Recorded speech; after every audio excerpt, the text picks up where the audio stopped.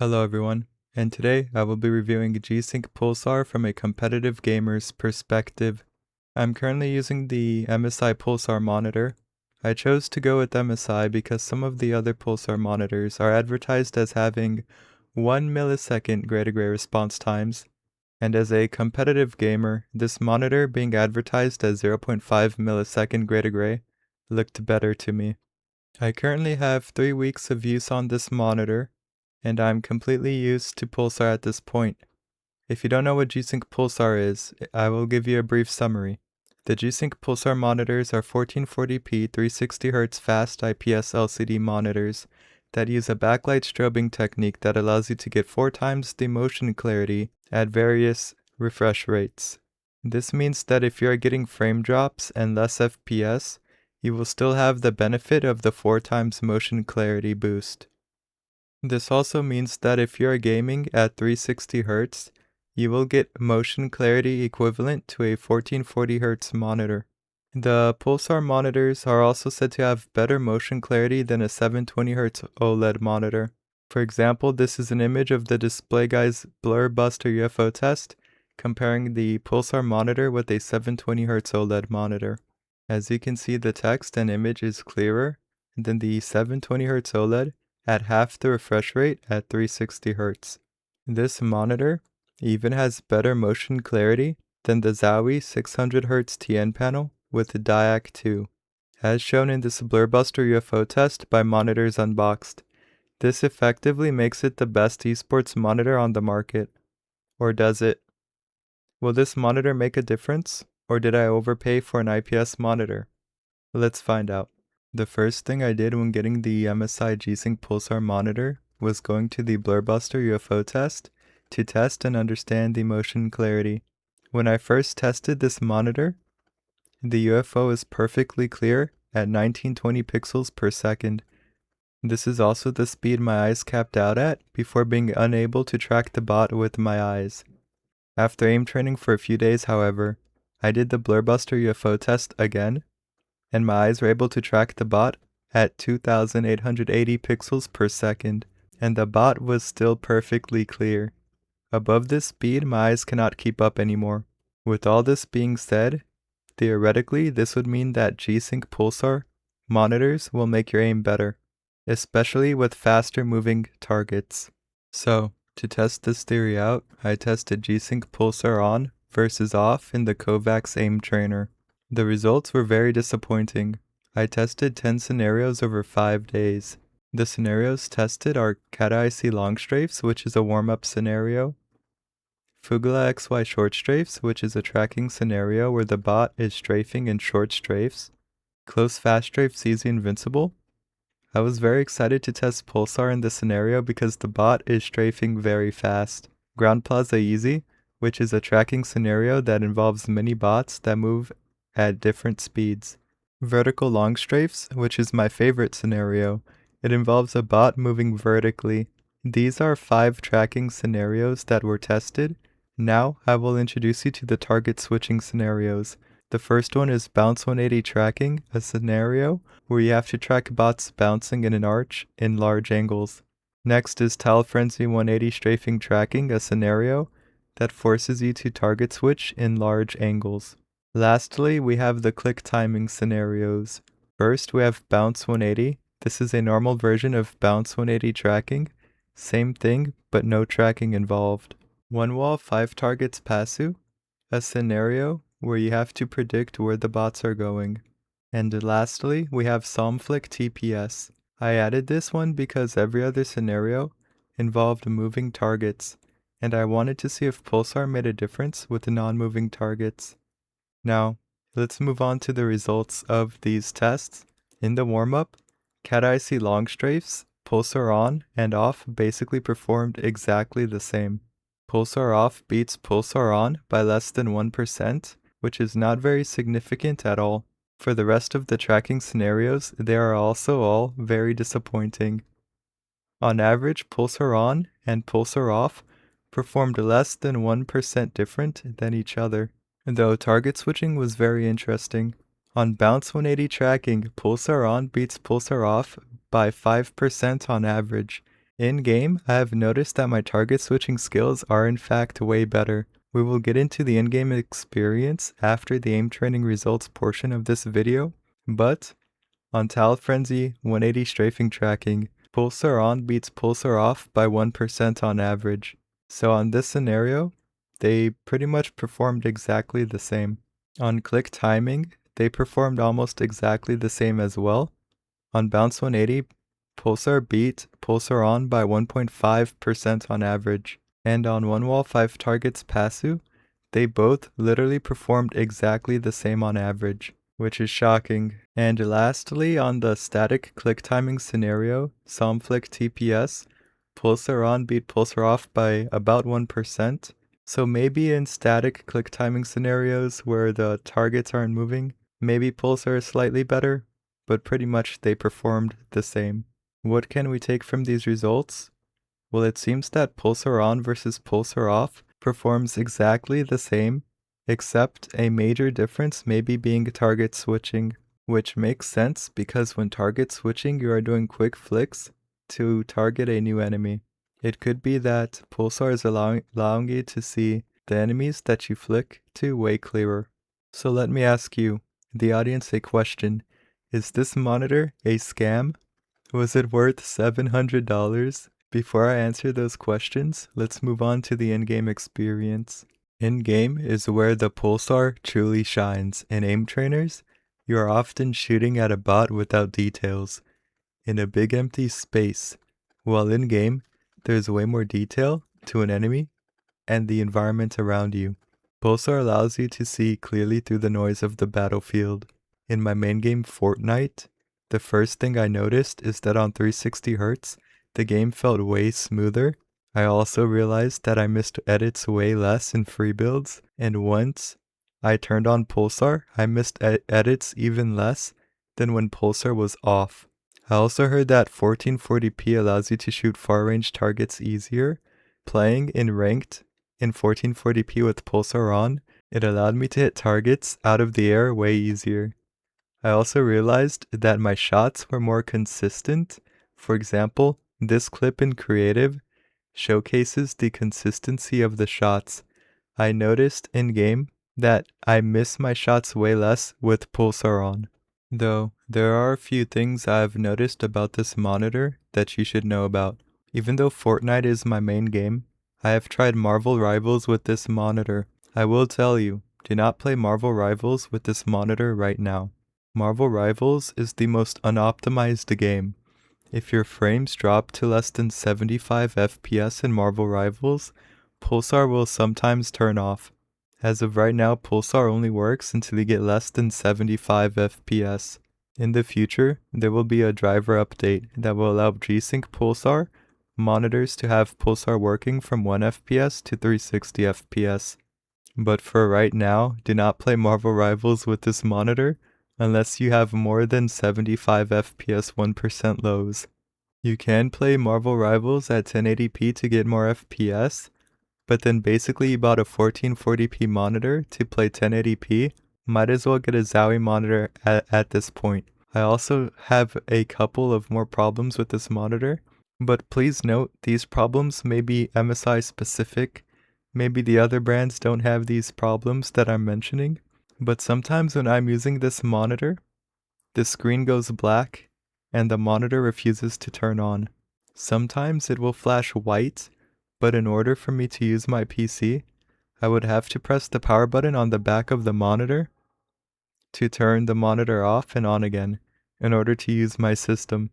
Luckily, this has only happened when using a browser like Opera GX, but not in a game so far. Another issue I have with this monitor, and again, it might only be MSI specific, but when I try to play on the 25-inch mode to squeeze a little bit more FPS at 1440p, the 25-inch mode never works.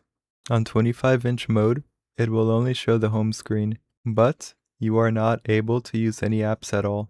I have two monitors, and even when I turn my other monitor off, the 25-inch mode acts as if there is a second monitor that is on, and pushes all the apps to this invisible second monitor, and I'm unable to use 25-inch mode, at least in the home screen of Windows, but in-game, I believe it's still playable. All these issues might have been resolved in a driver update, so these problems I will just have to deal with. Another thing to note, the first Pulsar monitors that came out had overheating issues. My monitor does not have those problems at all. It is very possible the overheating issue has been resolved. Though when you touch the screen of the monitor, whether Pulsar on is on or off, the monitor screen does feel warm, but it feels even more warm with Pulsar on. But the monitor will not overheat. I think this is because 360Hz and Pulsar draws in more power, but I think the Pulsar monitor comes with a dedicated cooling system on the back of the monitor. This is probably why this monitor is thick. If you are planning to buy the G-Sync Pulsar monitor, whether it is MSI, ASUS, or any of the other ones, I recommend to go into NVIDIA Control Panel and turn on G-Sync, V-Sync, and low latency. G-Sync is required to use Pulsar, and the rest of the settings help Pulsar work optimally. And make sure when you turn on G-Sync, V-Sync, and low latency in Control Panel to never turn these settings on in the games that you play. For example, if you turned on V-Sync in NVIDIA Control Panel, never turn on V-Sync in the games you play. But the thing you should turn on in the games you play is NVIDIA Reflex Low Latency. With the G-Sync, this setting automatically caps your FPS to allow optimal frame times and to give you lower latencies. One thing you have to remember is higher FPS does not always mean lower latency. When you turn these settings on, they are the most optimal for G-Sync Pulsar, but it does sacrifice FPS.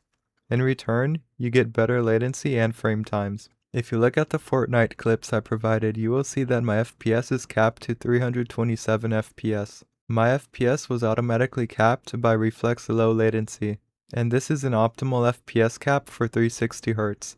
As I said earlier, higher FPS does not mean lower latency. You can actually get lower latencies by capping your FPS below your refresh rate than having your FPS run at max. I can go into more detail on this, but that is not the focus of this video. I also recommend, if you do get 360 FPS 1% lows in the games that you play, to possibly turn off NVIDIA Reflex Low Latency in-game, and to manually cap your FPS to 357 with something like RivaTuner. As if I remember correctly, you don't need Reflex Low Latency if you're at 1% lows or higher than your refresh rate. Though if I am mistaken and you still do need Reflex Low Latency at 360 FPS 1% lows, let me know in the comment section below. Now, as you know by now, my main game is Fortnite, and in Fortnite you cannot get 360 FPS 1% lows at 1440p, so I have Reflex Low Latency to auto cap my FPS.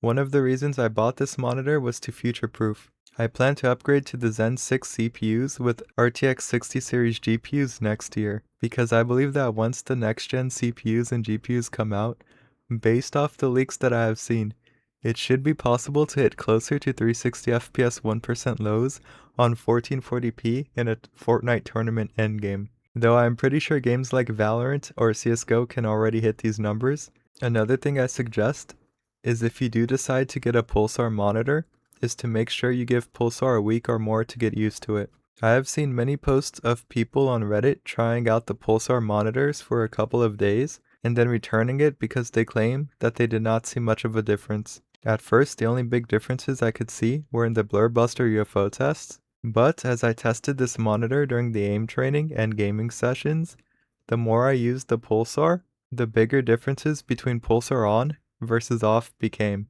On day 5 of testing, during the aim training sessions, when Pulsar was off, my brain was screaming at me to turn Pulsar back on. My brain did not want to play without Pulsar on. After about a week and a half, I completely got used to Pulsar, and I will never go back.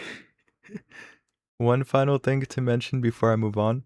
When I played a casual game like Roblox, the game I was playing had insane motion blur, and there was no option to turn the motion blur off. I then used G-Sync Pulsar, and it completely got rid of the motion blur, and made my gaming experience better. This monitor is not only for competitive gamers, it can also enhance casual gameplay as well. Hello everyone. If my mic sounds different, it is because it is 2 months later and I messed up all my sound settings again. But the reason I'm putting this portion in the video is because while editing, I realized I needed to add updates to this video.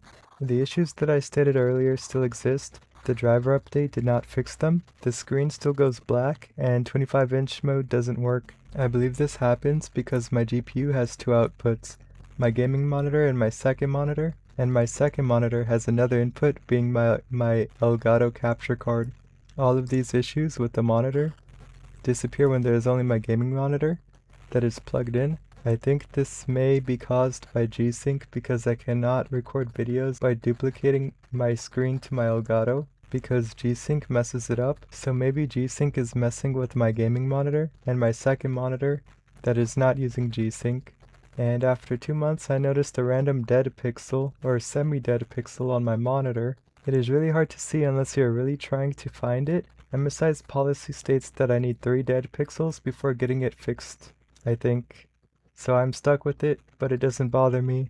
Okay, it's time to go back to the past. In conclusion, on an aim trainer, G-Sync Pulsar will not improve your aim by a massive amount. But in an actual game, Pulsar can improve aim by a massive amount.